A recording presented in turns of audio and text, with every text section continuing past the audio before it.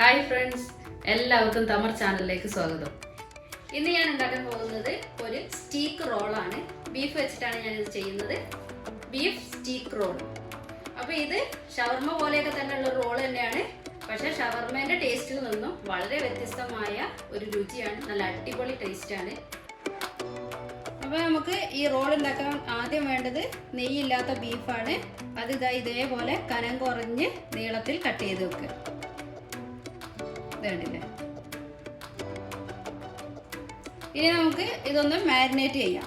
അപ്പം മാരിനേറ്റ് ചെയ്യാൻ വേണ്ടിയിട്ട് ഒരു 2 ടേബിൾ സ്പൂൺ തൈര് ചേർത്തിട്ടുണ്ട്, 1 ടീസ്പൂൺ മുളക് പൊടി ചേർത്തിട്ടുണ്ട്, പിന്നെ 1 ടേബിൾ സ്പൂൺ ചെറുനാരങ്ങ നീര് ഒഴിച്ചിട്ടുണ്ട്.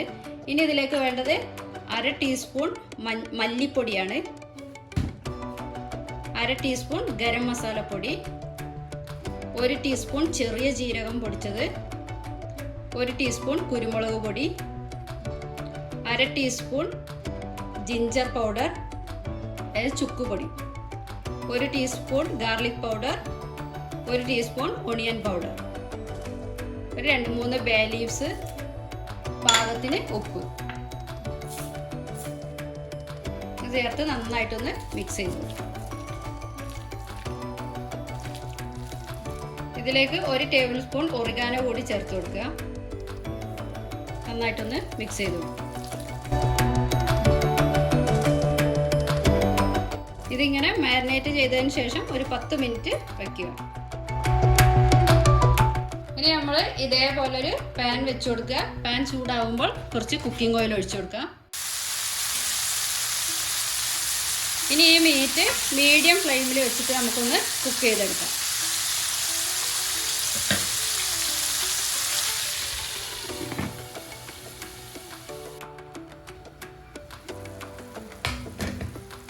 ഇടയ്ക്കൊന്ന് തുറന്ന് നോക്കുക, ഒന്ന് ഇളക്കി കൊടുക്കുക, വീണ്ടും അതേപോലെ തന്നെ അടച്ചു വെച്ച് കുക്ക് ചെയ്യുക.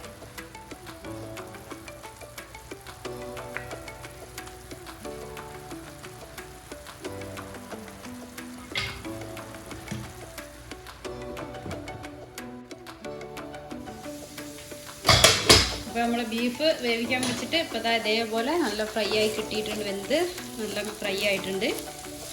ഇതുണ്ടല്ലേ.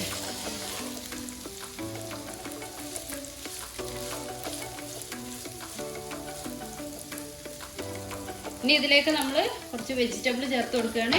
അതായത് ക്യാപ്സിക്കം, മഞ്ഞയുണ്ട്, ചുവപ്പുണ്ട്, പിന്നെ കുറച്ച് വലിയ സവാള ഇതേപോലെ നീളത്തിൽ കനം കുറച്ച് കട്ട് ചെയ്തത്, ഒരു തക്കാളി ഇതേപോലെ കട്ട് ചെയ്തത്, പിന്നെ ഒരു ക്യാരറ്റ്, ഇതുകൂടി നമുക്ക് ചേർത്ത് കൊടുക്കാം. ഇനി ഇത് ഈ മീറ്റിലൊന്ന് നന്നായിട്ട് മിക്സ് ചെയ്യുക. ഒരു 2 മിനിറ്റ് ഈ മീറ്റിലൊന്ന് വഴറ്റിയെടുക്കുക.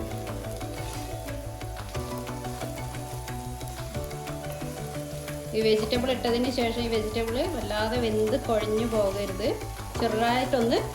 ചെറിയതായിട്ടൊന്ന് വാടി കിട്ടിയാൽ മതി.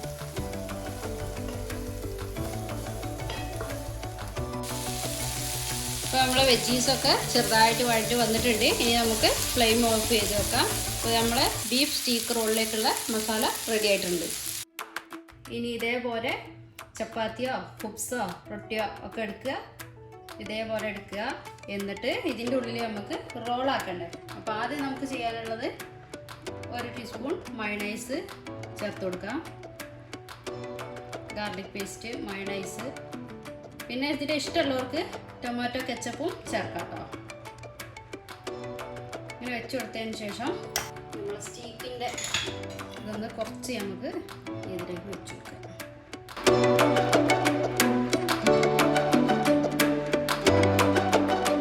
ഇനി നമുക്ക് ഇതിൽ സലാഡിൽ ചേർക്കുന്ന ഇലകൾ ഏത് വേണമെങ്കിലും ഓരോരുത്തരുടെ ഇഷ്ടത്തിനനുസരിച്ച് ചേർത്ത് കൊടുക്കാം. ഇതിന് ഇടണമെന്ന് നിർബന്ധമില്ല കേട്ടോ. എന്നിട്ട് ഈ റൊട്ടീൻ്റെ ഈ സൈഡിൽ നിന്ന് ഇങ്ങനെ പതുക്കെ മടക്കുക. ഈ സൈഡിൽ നിന്ന് മടക്കിയിട്ട് റോളാക്കി എടുക്കാം.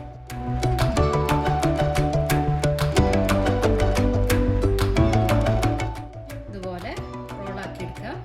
ഇനി ബാക്കിയുള്ള ചപ്പാത്തി കൂടി നമുക്ക് ആഡ് ചെയ്യാം.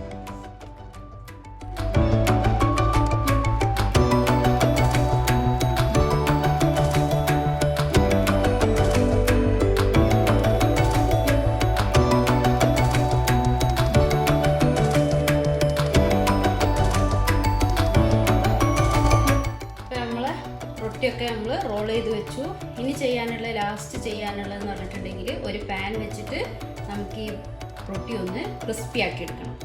തവ ഫ്രൈ ചെയ്യുന്ന മാതിരി തവയിലിട്ട് കൊടുത്തിട്ട് ഒന്ന് തിരിച്ചു മറിച്ചിട്ട് ഈ ബ്രെഡ് റൊട്ടി ഒന്ന് ക്രിസ്പി ആക്കി എടുക്കും. അപ്പോൾ ഇതേപോലെ ഒരു പാൻ വെച്ചിട്ട് നമ്മൾ ഉണ്ടാക്കി വെച്ച റോള് വെച്ച് കൊടുക്കുക. ഈ റോളൊന്ന് ക്രിസ്പി ആയി വരാൻ വേണ്ടി മാത്രം ഒരു മീഡിയം ഫ്ലെയിമിലിട്ട് ചെയ്യുക.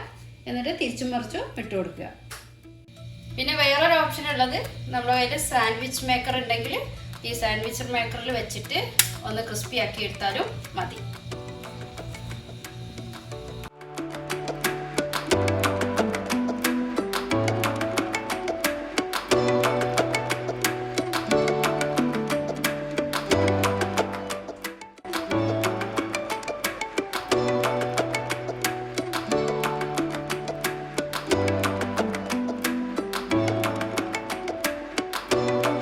വളരെ എളുപ്പമല്ല ഉണ്ടാക്കാൻ. അപ്പോൾ എല്ലാവരും ഇതൊന്ന് ഉണ്ടാക്കി നോക്കുക. നിങ്ങൾക്ക് ഈ വീഡിയോ ഇഷ്ടപ്പെട്ടു എന്ന് വിചാരിക്കുന്നു. അപ്പോൾ വീഡിയോ ഇഷ്ടപ്പെട്ടാൽ തീർച്ചയായും ഷെയർ ചെയ്യുക, ലൈക്ക് ചെയ്യുക, നിങ്ങളുടെ കമൻറ്റുകൾ അറിയിക്കുകയും ചെയ്യുക. അപ്പോൾ ഇതുപോലുള്ള വീഡിയോസുമായിട്ട് അടുത്ത തവണയും കാണാം. Bye bye.